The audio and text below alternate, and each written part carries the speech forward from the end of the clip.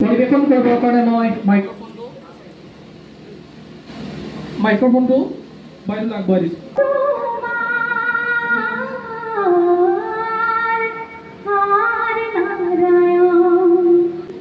অসমৰ যিটো শৈক্ষিক উত্তৰণ সংস্থাৰ উদ্যোগত আয়োজিত কৰিছে নথৈ আনন্দিত হৈছোঁ।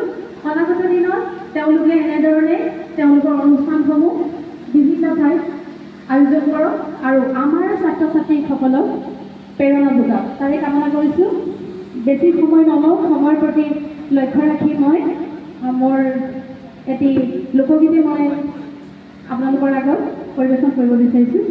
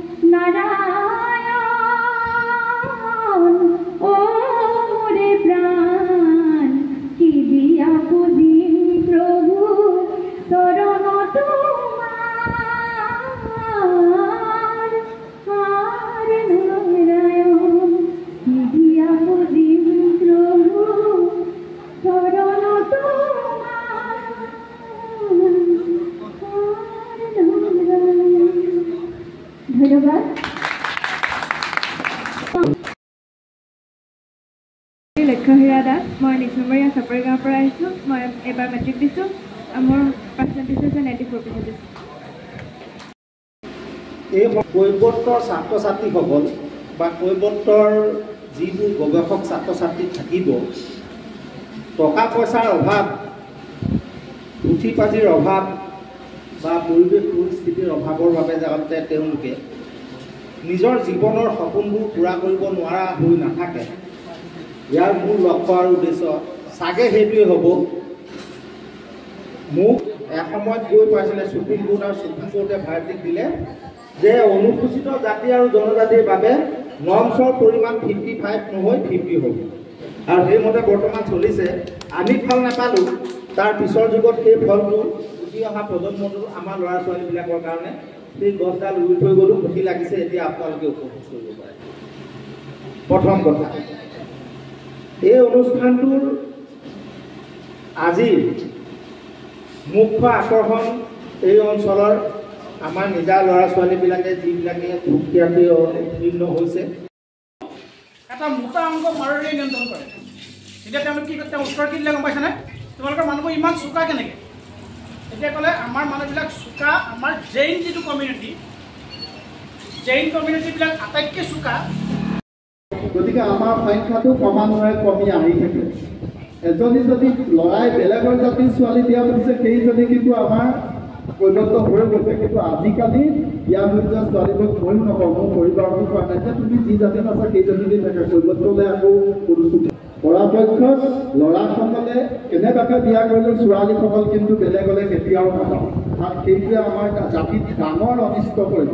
সেইটো তোমালোকক কৈ দিছোঁ কোৱাৰ সুযোগতে, সেইটো কথা তোমালোকক ক'লোঁ। আৰু কম, মই কথা ক'বলৈ উঠা নাই, কিন্তু আমাৰ অনুষ্ঠানটো যিহেতুকে তোমালোকে জানিব লাগিব, সেইকাৰণে তোমালোকক সেই কথাকেইটা জনাই থ'লোঁ।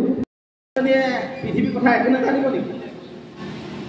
গতিকে আপোনালোক কৈছোঁ, মোবাইলৰ বহুত প্ৰচাৰ আপোনালোকে বাদ দিয়ক, আপোনালোকে ৰীল বনোৱা বাদ দিয়ক, আপোনালোকে সেইবোৰ নাচি বাগি কি এইবিলাক কি ক'ত বনাই থাকে সেইবিলাকৰ ওপৰত গুৰুত্ব দিলে জীৱনটো কিন্তু বৰ ভাল নহয়।